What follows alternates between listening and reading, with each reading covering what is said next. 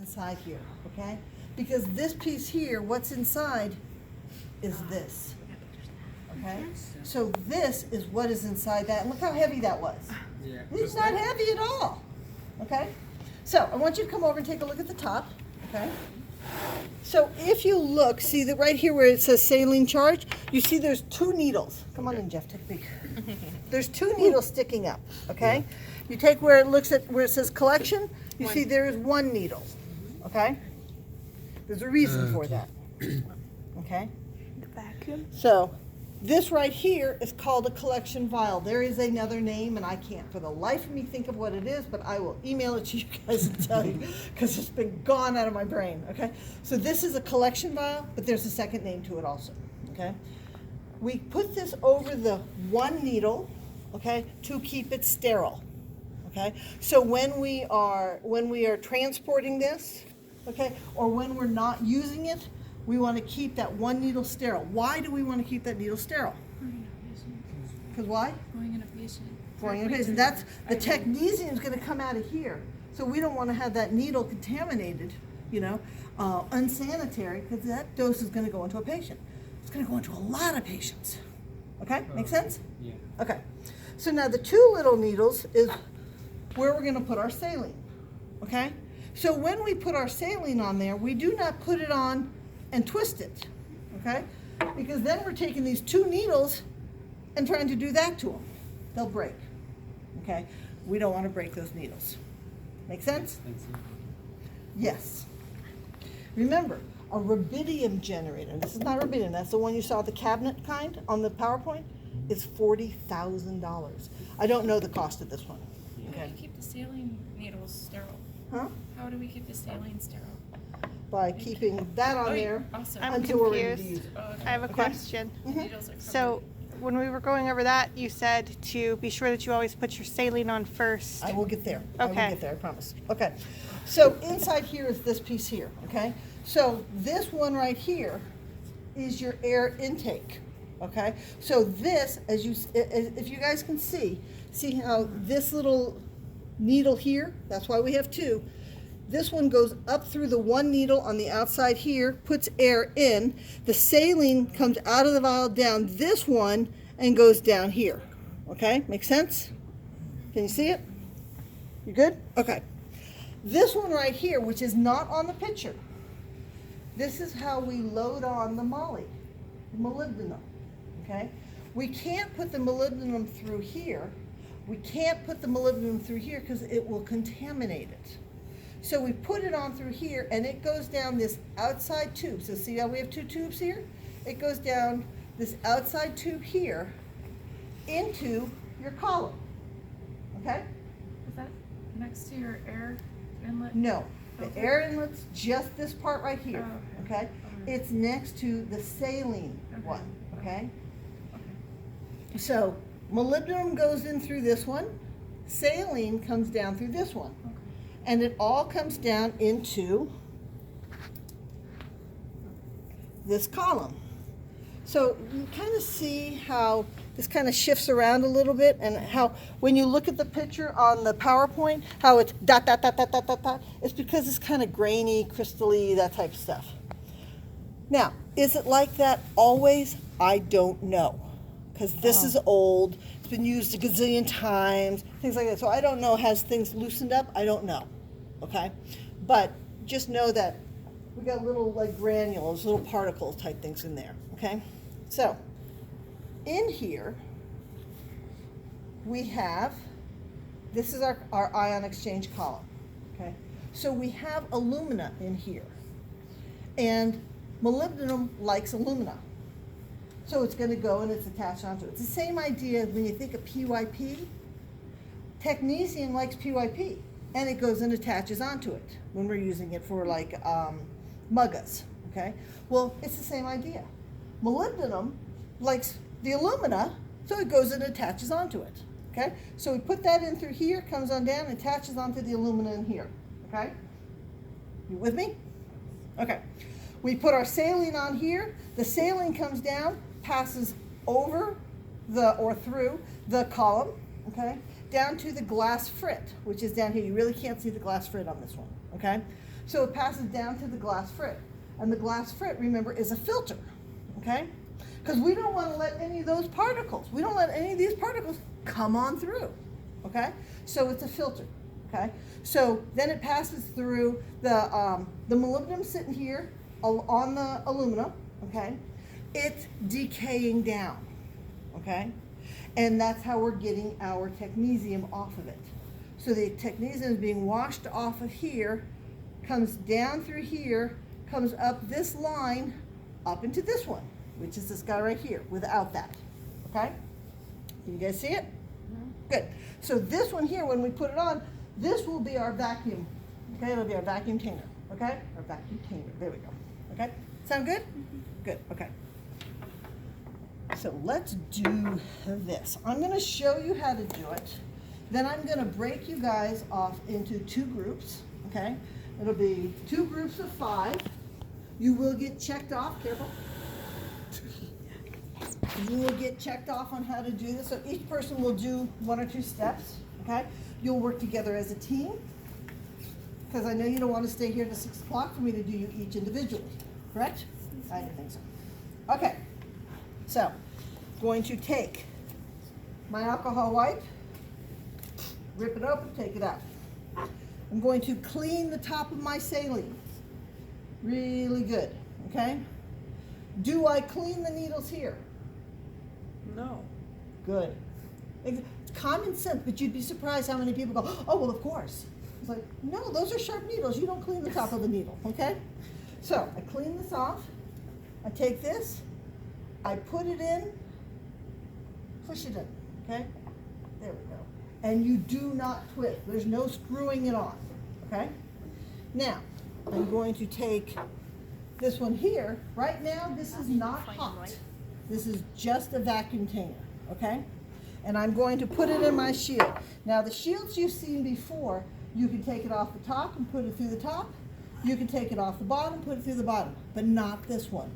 This one can only go through the bottom because the top is not big enough. Make sense?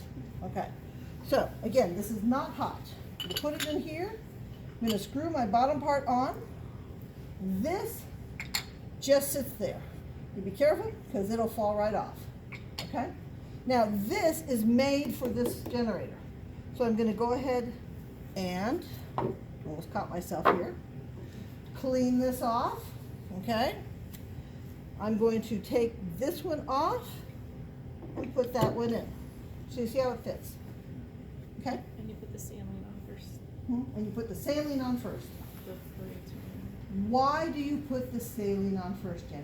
on. Well, because if you turn it on, you There- put there's- on the vacuum There is cleaner. no turning on and off this machine. There's not an on and off switch. So why do I put my saline on first? Oh, because then you'll circle the air and you won't be able to collect in your vacuum cleaner. Exactly, exactly. So if that happens, what type of error would you have in here? Oops, that's not on No there. liquid. Huh. There we go. So if you have no liquid, what kind of error do you have? Just air. Like air, the air from the tube. What would your error be? The Okay. Administration. No, Or close. miss- Less, yes. Administration, no. Less what? Less than expected. It's one of the sledges, less than expected. Are you talking about this Eluent. No. Percent? You're going too deep. Don't go so deep. This is What are easy we talking stuff. about? It's the less than expected eluent or elution. Which is, how do you know you have less than expected? Because you do the Looking at the theoretical efficiency. No, you guys versus are going the. too Molly. deep. The Going air, too deep. it won't. Less volume. Yeah, it won't go. So in. if you use a vacuum here, you're not Yeah. gonna suck anything up, Yeah. so you won't have volume, Oh, okay? Your other answers were correct, but it's not what I was looking for, okay? Don't get deep on me here, okay? Okay, so now, how long does it take for this to suck through? How long do we wait? Couple hours. You don't have to. How long? 4 hours. 10 minutes? How many? 10. 5 minutes. There we go, 5 minutes. Oh, 1 to 10 5 minutes minutes. is strontium rubidium. Huh? And 10 minutes strontium rubidium? Can be remilked. Okay. Right. And wet is 4 hours. Pardon? The wet generator is 4 hours. Something I is don't 4 know if hours. you had- No, the Something gallium. is The 4 hours. galleon. Gallium. Okay. Gallium. The gallium can be milked in 4 hours. It's better if you wait, I believe, the 24. I'd have to look at that slide again, okay? Okay, so we wait 1 to 5 minutes to make sure we have all the volume from here Hold on. come through and come up. Maria's here. She is? Cool, good. You won't miss out on this. Maria. She had to get her daughter.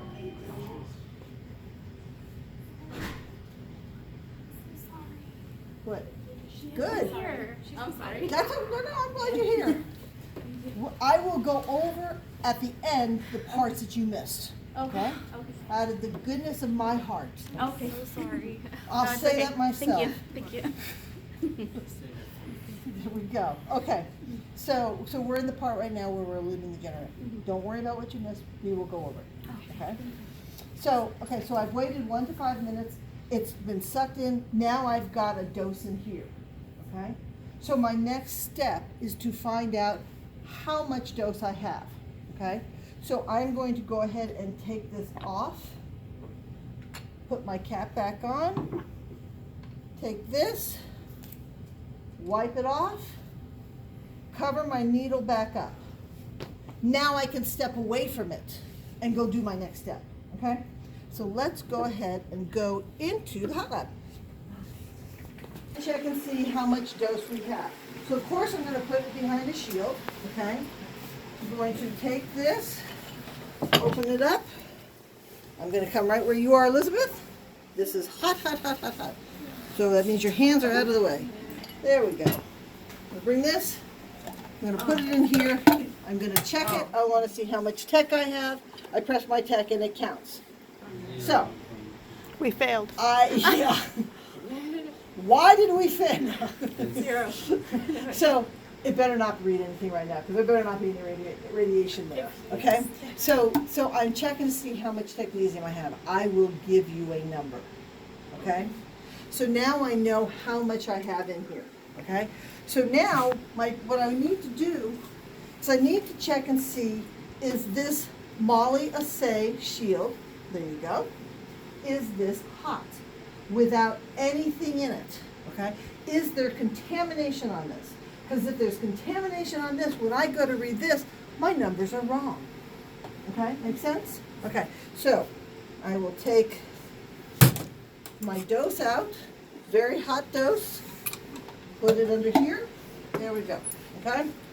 I have to take this piece out. You're okay, you're short enough people can see around you, okay? You're fine. Nothing personal, that's a good thing because you can stand in the front, okay? So now I can't put this in like this, okay? So I have to take my dipper out, okay? You know that this piece here is for syringes and this piece here is for vials, okay? When you put this down, make sure you do not put it on a spot where radiation could be, because you don't want to contaminate your dipper, okay? You know that in here you have your crystals down here on the bottom, it's also on the side, but it's on the bottom. So this is heavy. Be careful. You lower it in very gently, okay? If any of you break my crystal, that is a very good way for me to say, see ya! Don't do that, okay? Don't break my crystal, okay? So now, I'm putting this in, and I'm just pressing tech, okay? And I'm looking to see, do I have any contamination on there, okay? I just want to see, is there anything? No, this one's nice and clean, okay? So now, I'm going to go ahead and take this out. I do not Question want, is, Kathy, if this is locked, there's no lock to it, just. I mean, this is closed, but how can you detect if there's any contamination? No, if there's any contamination Or on outside? this, Outside? okay? Oh, Exactly. Good question, very good. Okay, so now I know this is clean. If I take this and put it down here, how do I know that this is not hot? So I don't put it down, okay? I'm just gonna hold on to it. Take my lid, put my lid like that. I'm gonna put my dose in. Cover it up. And I'm going to gently put it into the dose calibrator, okay? And I'm looking to see, is there any molybdenum in there? Because I'm shielding the technetium. And remember, technetium has a 140 keV, but molybdenum has how much? 740. 720 to 40. Yeah, 740, between 747 and 80 keV. So I'm looking through, so that's really, really high. So if I have any, it's coming out. Okay? So I want to see how much is coming out. Okay? Because I'm allowed to have a little bit. What am I allowed to have? 18%. No, not 18%. 0.15 microcuries of Keep going. You're right. molybdenum in, look, it's a long sentence, but 0.15 She got the first part. 0.15 microcuries of molybdenum Per ml of magnesium. ml. Do we Oh, count? no, no. millicurie, Millicurie. millicurie. Millicuries. Per millicurie of technesium. Yeah. Do we have to worry about the M in technesium?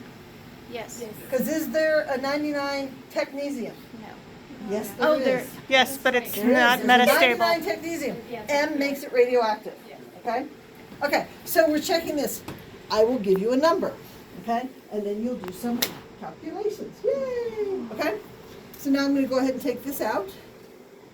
I see what it's reading. Just being careful. Put this over here. Put that down where it's not contaminated. Okay? That part's done. That's how you check to see, do you have any moly in your tech? Okay? Excuse me. Can you use this? Hmm? No. Okay. To do that, no, you can't. Okay? Because you're not going to get the right type of numbers. Plus, you've got all this extra stuff around here. This is shielded. No. Okay? Does that make sense to you? Okay. Let's go on and back out. This. Okay? So now the next thing we need to test is for the alumina. So there's two things that can contaminate your dose. You can have too much moly, or you can have too much alumina. Okay? So this right here is just an alumina test kit. Okay? So we've got our standard, okay, and I've got that in here. It is a very small needle. See how small that needle is? I thought she was gonna We just focused on your teeth. I have very good teeth, so that's fine. The whole class is about to know. So I hope I have nothing in my teeth. Okay, so you see how teeny tiny this needle is? Because when you're doing this type of test, you want to have a drop like this. See this little drop right here? Okay, so your test should be about that size. So you see the size of this and you see this. What's wrong with these? too big. One is too big, okay? And That's one the fell easy off? answer. One is Right, it's outside. inconclusive because it's off the strip. Now, when you're doing this with a radioactive dose. So you're checking the technetium you just made to see, is there any alumina in there, okay? If I get this right, if there's no alumina, then it comes up pink. If there is alumina, and if I'm backwards, I'll tell you.